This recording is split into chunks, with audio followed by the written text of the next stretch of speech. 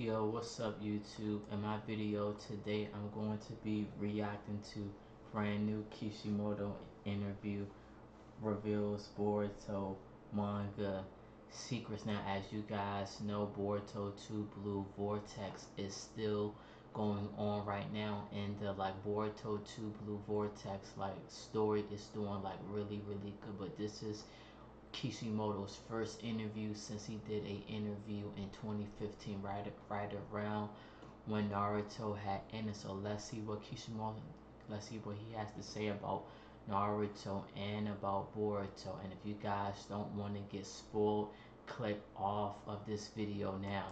Happening right now. Masashi Kishimoto and Mikio Ikimoto, both the writer and artist of the Boruto manga, are doing an interview somewhere in France right now about the Boruto manga. And I know this is a little more niche, but I figured I'd make a video on it because I'm sure there's going to be lots of cool bombshells dropped here, or at the very least just interesting tidbits of information about where the story's at and where it's heading. So without further ado, let's get started. I want to say I think this is the second public interview Kishimoto's ever done post Boruto serialization, so this is going to be really interesting to see what Kishimoto's saying, because typically I think a lot of the content come out post Boruto has just been with Ikimoto or Kodachi. A lot of people love to say, oh, Kishimoto's retired, he hasn't touched Boruto in a decade. I don't think that's the case, and hopefully this interview can prove me right. Shout out to at Boruto Naruto FR, and I'm assuming they're actually at the interview right now as it's going on. And just for the record, there may be translation errors. I'm literally just using Google Translate to translate the tweets as they come out from this account. Not gonna promise that that's 100% accurate, but it's the best of what we've got right now. So we've got a cool little picture here of Ikimoto drawing Boruto. Damn. Yeah, that could go on a cover for sure. He's cooking, dude. It says, first of all, this thread is based on the memories of at SNWFLLL, at VOOXYS, and at E_Rise, who were able to go to the cinema where the interview was broadcast. So there may be some small errors and missing information given that it was not reported word for word. Dang, someone even colored. Someone colored? Did he color it live? That's sick. First question, as the author of Naruto, how did you feel about moving from Boruto supervisor to screenwriter? Kishimoto responds, as for Boruto, I have no worries because I wrote the outline of the synopsis until the end of the story and then handed it over to Ikimoto. So right off the bat, we're proving all the Kishimoto doubters wrong. I dare you to let me build you a completely free e-commerce store preloaded with... Kishimoto wrote the entire story until the end and then handed it over to Ikimoto. So Kishimoto knew the ending of Boruto from the start. That's actually super cool. Wow, I didn't expect that, to be honest. I mean, I'll admit I was part of the Kishimoto's not writing Boruto camp for a while, but it's become increasingly clear that Kishimoto is involved with this story. If there are any points to change, and this is in reference to the plot that Kishimoto originally wrote for Ikimoto, we consult and we move forward by agreeing. Okay, that's cool. And more than anything, every month, Ikimoto makes a Nemu storyboard at the draft stage with ideas, development, and characters that surpass my outline of the synopsis. Okay, so Kishimoto wrote the original story for Boruto up until the end, and if there's anything that Ikimoto wants to change about that, first Kishimoto has to agree to it, and then Ikimoto has the freedom to storyboard with different characters and development that he wants to include on top of Kishimoto's original draft. So that's pretty dope, and it's kind of what I've figured was happening. Kishimoto's not sitting there every day writing the story with him. Kishimoto wrote the main flagpole checkpoints that the story needs to hit, and Ikimoto's filling in the actual storyboard, the actual chapters, the actual dialogue, all the meat and potatoes that we actually read each month. But Kishimoto formed the general ideas. So even though I check every month, I have almost nothing to complain about. Ikimoto is someone I trust who has helped me for a long time within the Naruto production team, so I know he was great both on the drawings and on the story. I wasn't planning on doing Boruto if Ikimoto didn't agree to take over. I think he said that in the past before, but that is kind of pretty interesting to note. If Kishimoto's best friend did not take up the offer, then we would not have Boruto. Next question. Fashion seems to be an important axis in Boruto's character design. Where do your inspirations come from? This is obviously directed towards Ikimoto because, I mean, if you've read the original Naruto, you know these designs like Ada and Code and Kawagi and... I'm going to be honest, excuse me, my favorite design of Kawaki so far is when we see Boruto and Kawaki fighting in that first episode. That design, that design is dope. Plus, Kawaki looks stupid, and Kawaki looks cold in that too. Damon are very That's why I not told one of my Kishimoto-esque. boys that I think it's pretty clear that these characters' designs are heavily inspired by Ikimoto's maybe interest in fashion. When you imagine a character, their temperament, thoughts, and tastes should be reflected in their clothes, okay? First of all, you need to know if the character likes clothes or not. What is he implying? People are naked? Know the level of importance he gives to appearance, even if it is unconscious. A dress is the result of the action of physiological factors. For example, currently Boruto is fighting while carrying the weight of a difficult mission on his shoulders. However, he is very careful to behave like Sasuke and to have his appearance. It is his way of doing things and also a thought to his master. It also shows that he has a lot of self-esteem because he grew up and lived in a privileged environment surrounded by the love of his family and friends. For Kawaki, it's the opposite. Having no self-esteem, he is indifferent to clothes. Why does he keep saying that? He's not naked, he wears clothes. At Kara's, he wore what Amado gave him. Today he dresses without thinking with what Ada buys him. When his sleeve is torn, he just leaves it as is. That's funny. So Ada buys Kawaki's clothes? That's canon? Oh my gosh, we're gonna get a filler episode of Ada going clothes shopping for Kawaki. Interesting. So that kind of shows the different parallels between Boruto and Kawaki. Boruto has a high self-esteem, as the translation says, and wants to dress like his master, Sasuke. We kind of already knew that. But for Kawaki, he's the exact opposite. He doesn't give a shit what he looks like. It's all raggedy, he has low self-esteem, and it kind of displays itself in the way he dresses. Also, Sarada is currently wearing a jacket that is too big and reveals her shoulder. This is because it is a brand of men's clothing that is worn by Boruto. She decided to buy it to remember him after he left the village. That's crazy, what? Okay, I actually really like that. That is cool. Because yeah, a lot of people love to hate on Sarada's outfit, like, dude, she does not look like a ninja. She's not wearing a ninja's outfit. That jacket's so impractical, it keeps falling over. But at least we have some sort of explanation. I wish that was in the manga, not just coming secondhand from Ikimoto. But that's pretty cool. I do like that. It's a neat touch. I wonder what brand Boruto is buying clothes from. I'm trying to rack my brain. Was any like clothing brand ever mentioned in part 1? I can't think of anything, but that is interesting. Next question, what is the process of creating new characters? Ikimoto responds, to make things interesting, I put very unique particularities that make it possible to imagine the behavior of a character in relation to that, but it's not always the case. For example, Ada can dominate the world, but she is only focused on love and has a bit of a silly side. True. Hidari has the same techniques as Sasuke, and he reminds us of him in every way, but in reality he doesn't look like him at all. He seems very high. Very high? Hidari smoking that pack, bro. Next question, how does it feel to do a long series? Kishimoto responds, it was very physically demanding. I didn't have the physique to maintain a good level all the time, and there were difficult periods. Yeah, I mean, that's kind of rough. What did he wrote Naruto for like 2 decades pretty much. Like, I mean, when you think about what Oda's doing with One Piece, that's absolutely absurd, but even Kishimoto writing 700 chapters of a manga is pretty crazy. I mean, we hear about Gege Akutami getting super duper sick from writing JJK, and he's only like chapter 200 something. So Kishimoto's built like a tank. I also asked myself questions that were very difficult to answer in reference to the pain arc.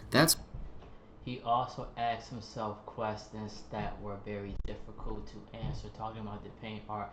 That's why if Ikimoto had it accepting Boruto, Kishimoto wasn't going to continue at all, because like he said, he wrote Naruto for 2 decades. That's why if Ikimoto hadn't accepted Boruto, I wouldn't have continued. I guess, you know, the burden of doing a long series really caught up to him during the pain arc, and if Ikimoto hadn't accepted Boruto, Kishimoto wouldn't have continued, because he was already super worn out from writing Naruto for 20 years.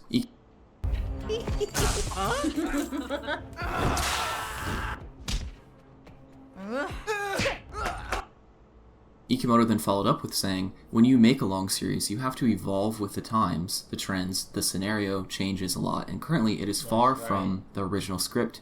That's how Ada and Damon were born. Okay, interesting. So Ada and Damon were not part of Kishimoto's original script, and that makes total sense. Ada and Damon never striked me as very Naruto-like. aesthetic and their vibe, it definitely feels in line with what Ikimoto wants. Their inclusion felt extremely random. What was it, chapter 56, where they were first introduced? It was like, oh, by the way, there's these two cyborgs that have been, like, hidden in Boro's cult lair this whole time and are busted as hell, and were never mentioned. Like, I don't want to say it was an ass pull, but they definitely were included kind of randomly and didn't seem like they were thought out from the beginning. And this totally confirms it. So Ada and Damon were not in the script at all, and Ikimoto just wanted to, I guess, evolve with the trends of the time, and that's his excuse for including them. I mean, yeah, they are futuristic looking. You could say for sure that they evolved with the times and the trends. I think there's literally pictures that show Ada's poses are like inspired from K-pop, so yeah, he has a point. Code, for example, was supposed to die a long time ago. In fact, another even more important character was also saved. The role of Kashin Koji was renewed, and Amado's escape to Konoha followed. Code was supposed to die a long time ago. That makes perfect sense. Code is an absolute just loser. He just doesn't feel like he needs... Code was supposed to die. That's interesting. I didn't even know that. So it's an interesting interview.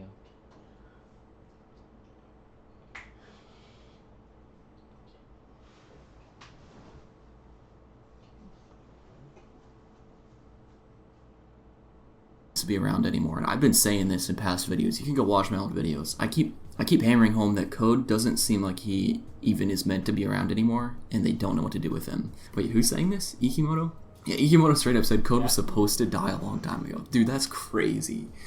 That's crazy. In fact, another even more important character was also saved, implying maybe Kishimoto wanted to kill someone off in the original script and Ikimoto changed that and overwrote it. Probably Sasuke, I'm guessing. They chose to put him in a tree instead of kill him off. Or Kurama, that's a pretty obvious one. I mean, we knew the tailed beasts revived and they couldn't ever die, but Baryon mode still felt like it was the end to Kurama's character, so maybe they decided actually we're going to bring him back and did the whole Himawari thing. Could also be in reference to Inojin a couple chapters ago, who died and just randomly came back. Could be a reference to Kashin Koji actually. Maybe Kashin Koji was meant to die, and then they decided to bring his character back in such a badass way. Next question. What are the differences in evolution between Naruto and Boruto? Ikimoto responded, Naruto is a boy who starts with nothing and will end up getting everything, while Boruto is a boy who has everything and will end up losing everything. Yeah, that's what we've kind of been predicting for the longest time. Naruto started with nothing and gained everything as the underdog. Boruto started with everything as the privileged kid and then lost it all. Boruto therefore has a side of Sasuke because he lost everything like him, but also has a side of Naruto because he will do anything to get what he wants. Yep, that sounds just about right. What are the differences in the Naruto/Sasuke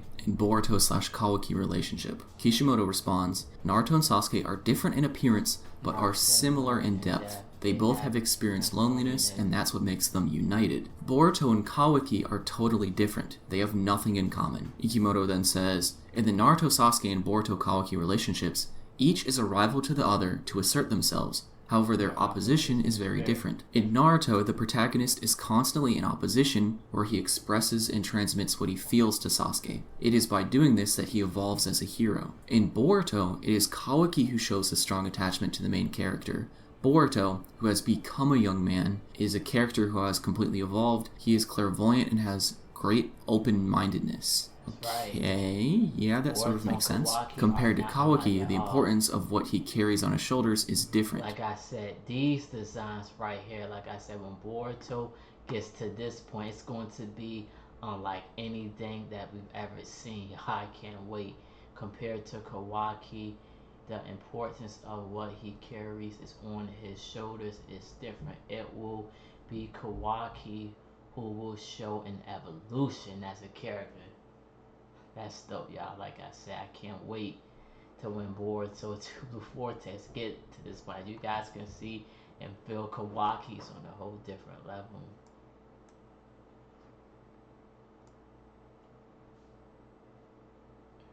It will be Kawaki who will show an evolution as a character. Wow, interesting. So they're kind of hinting that Kawaki's gonna probably have more character development to come. Boruto is the one who kind of has established himself now, especially in the time skip, and Kawaki's kind of formed this attachment to him. Much like Naruto did in the original story, Kawaki is going to have to evolve to sort of push their relationship forward. Probably involve in terms of, like, you know, stop being such a dick to Boruto and actually That's right.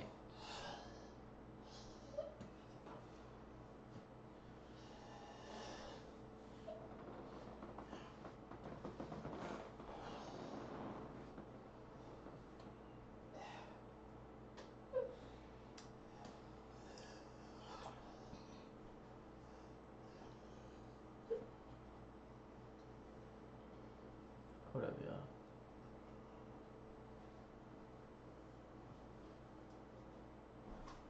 Hold up. Hold up, y'all. 1 second.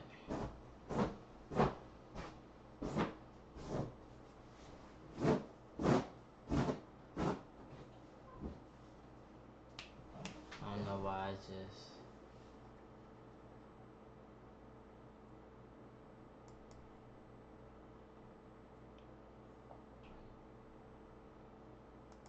Like this video. character better in Naruto.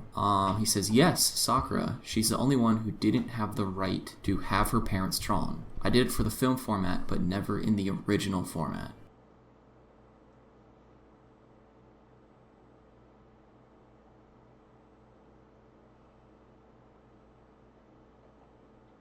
I apologize for the freezing.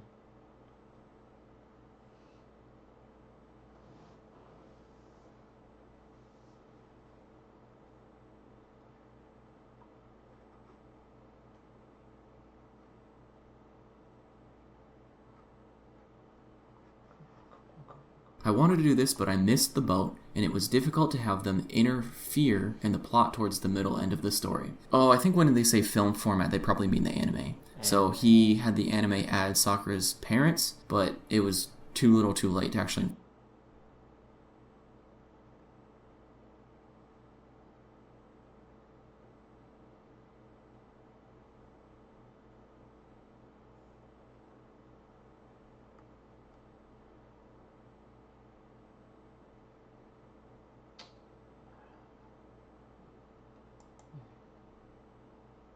Let me skip further. It said that robots will have a soul. It reminds me of that. Or Mitsuki's snake. I like all those. Those are good picks. Interesting, Ikimoto likes Mitsuki's snakes. I would have never thought that. Kashin... Gamakichi, Kashi Constant tool, because it's actually a ninja scientific tool with the evolution of AI.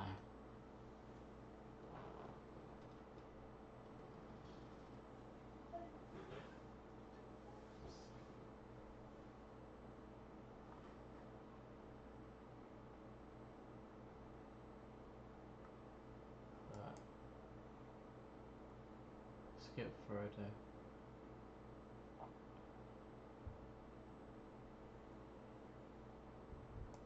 Dude, that's such a bullshit.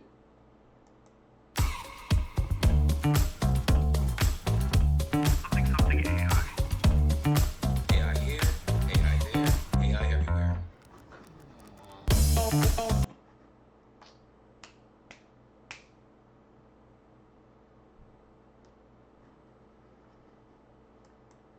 Shit excuse. He's like, I want to give them heals, bro. Deal with it. They can control chakra, they're fine. Right. And that's the end of the thread. Masashi Kishimoto and Mikio Ikimoto will be at the Grand Rex on Sunday for a conference, so other information about the Naruto and Boruto manga will be shared. Before we end things off, I do want to loop back about a couple things that interested me the most. So a lot of this was just kind of funny stuff, giving motivation to manga artists, you know, what's their favorite character, Sakura, blah, blah, blah. I found the Kawaki Boruto stuff kind of interesting, the parallels between how they're actually a lot different than the way Naruto and Right. Sasuke were written. Code was supposed to die a long time ago, I think is a crazy takeaway. And it's just hilarious, all things considered. Another even more important character was... So again, Kishimoto was just talking about some of the things that's going to like happened with Boruto to Blue Vortex, and how the story is going to go. But the most interesting thing that got me is that Kawaki's like character is going to evolve. So again, y'all let me know what y'all think about this interview, and I'll see y'all next time. Thank y'all.